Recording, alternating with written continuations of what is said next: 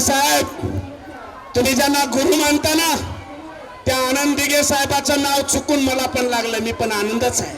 अरे नाही रे, तू शेतात करू नको, आमचं आयुष्य उद्ध्वस्त झालंय, पण तू शिक, प्राध्यापक हो, तुला पिढ्या घडवायच्या आहेत असा म्हणणारा माझा बाप आज मला प्रश्न करतोय की अरे कोणा खाईत टाकलं तुला कोणतं ध्येय दिलं की 15 वर्ष तुला बिन पगारी काम करावं. माझ्या डोळ्यात ते तुम्हाला अश्रू दिसत असतील तर हे भेकाडाचे नाहीत, हे भेकाडाचे नाहीत अजितदादा. गुरुचा शाप जर लागला ना अजितदादा, महाराष्ट्र काय भारतात सुद्धा जागा मिळणार नाही. निरक्षर आहे मग त्यांनी गुन्हा केलाय का? अरे नाही रे, तू शेतात करू नको, आमचं आयुष्य उद्ध्वस्त झालंय, पण तू शिक, प्राध्यापक हो, तुला पिढ्या घडवायच्या आहेत असा म्हणणारा माझा बाप आज मला प्रश्न करतोय की अरे कोणा खाईत टाकलं तुला कोणतं ध्येय दिलं की 15 वर्ष तुला बिन पगारी काम करावं लागतंय. अरे काय गुन्हा केलाय आम्ही हा? म्हणून माझं काय राज्यकर्त्यांना विनंती आहे, आमच्याकडे तुम्ही सहानुभूती म्हणून बघू नका. आणि कदाचित अजितदादा माझ्या डोळ्यात ते तुम्हाला अश्रू दिसत असतील तर हे भेकाडाचे नाहीत, हे भेकाडाचे नाहीत अजितदादा. उद्या गुरुपौर्णिमा आहे.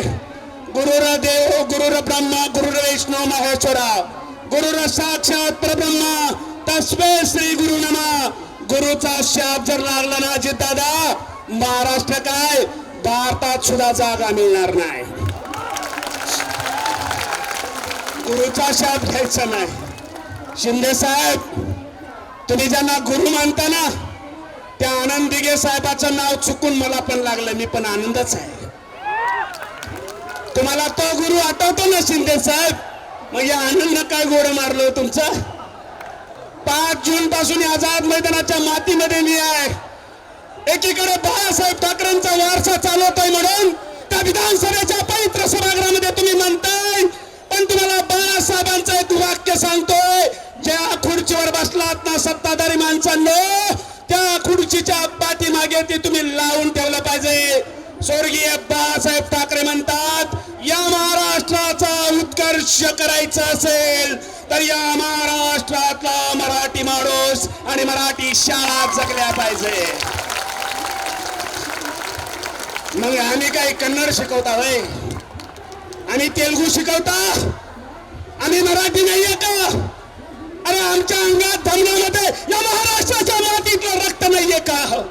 मग जर आम्ही महाराष्ट्राचे असू, जर आम्ही मराठी वाचवणारे असू, जर आम्ही मराठी बोलणारे असू, जर आम्ही मराठी टिकवणारे असू आणि जर आम्ही फुले शाहू आंबेडकरांचा आणि पुरोगामी महाराष्ट्राचा वारसा पुढे घेऊन जाणारे असो तर आमच्यावरच अन्याय का? आमच्यावरच अन्याय का? आणि म्हणून तुम्ही खुर्चीवर बसलात मान्य आहे, आमचा आवाज तिथपर्यंत जाण्यासाठी आमचा हा एल्गार आहे, आमचा महाक्रोश आहे. मी निश्चितच आज अनेक वेळेस मी सत्ताधारी आमदारावर, आमचे शिक्षक आमदार बांधव असतील, आमचे पदवीधर आमदार बांधव असतील, त्यांच्यावर जहरी टीका मी करायचो. पण माझ्या बांधवांनो, माझ्या लोकप्रतिनिधींनो, ती टीका नव्हती हो. ते 20 वर्षाचं आमचं दुःख आहे, जे अजून मिटलंच नाही. म्हणून आम्ही तुम्हाला बोलायचो.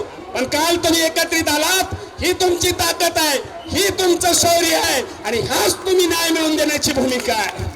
तुम्ही फक्त एकत्र आलं पाहिजे, कारण एकत्र येणं गरजेचं आहे. ती तरतूदच त्यासाठी ठेवलेली आहे घटनेमधनं.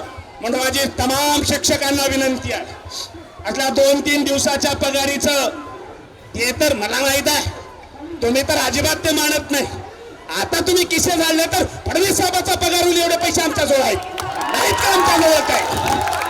पण आमच्या कष्टाचे आहेत, आमच्या मेहनतीचे आहेत. आम्ही जिथं काम केलं त्याचा दाम मागतोय आम्ही. आमच्यावर उपकाराची भाषा अजिबात तुम्ही बोलायची नाही. आम्ही गुरु आहोत. एकदा तर मला कधी कधी खरंच आश्चर्य नाही वाटत बरं का, मला दुःख वाटतं. या राज्याचे अर्थमंत्री आहे तो अजितदादा पवार, आणि पवार साहेब एकदा भाषणामध्ये म्हणतात की किती द्यायचं, आता काय शेत विकू का माझं का? अहो खरा वारसा चालवणारा रोहित दादा आमच्या सोबत आहे. काय छाती फुगली या माणसाची. माझी कालपासून छाती आता ते 56 इंच 53 इंच काही नाही 70 इंच झालेली आहे. मला जर अशी दादा मला वाटतं कधी कधी 10 वर्षापूर्वी जर तुम्ही राजकारणात आमच्या नेतृत्व आझाद मैदानात केलं असतं तर हा कलंकच मिटला असता. वेळ झाली दादा, वेळ खरंच झाली. कदाचित आम्हालाही आमचं नेतृत्व माणसं ओळखण्यात वेळ झाली की काय असं वाटायला लागलंय. म्हणून माझी विनंती आहे, आजचा दिवस आहे, उद्या गुरुपौर्णिमा आहे आणि मला 100% खात्री आहे या मैदानातल्या मातीची मला निश्चित ती ग्वाही आहे की आज 4 वाजता कोणा खऱ्या अर्थाने आम्हाला इथं गुरुपौर्णिमा साजरी करण्याची संधी हे सरकार देणार. हे सरकार देणार. नाही दिलं तर आता सगळे विरोधी पक्षाचे नेते येऊन गेलेत. मी राजकीय नाही, मी हाडाचा शिक्षक मात्र आहे. दुर्दैवानं व्यवस्थेनं माझे फक्त हाडं शिल्लक ठेवलेत, शिक्षक काढून टाकलाय. माझ्याकडे जर बघल्या तुम्ही, माझं चांगलं वजन होतं, खरंच होतं, समाजात होतं. वजन म्हणजे शारीरिक वजन नाही बरं, समाजात होतं, सासरवाडीत होतं, सगळीकडे होतं. अरे अरे अरे, इमानदारीनं मुख्यमंत्री साहेब तुम्ही एकदा घरी जा.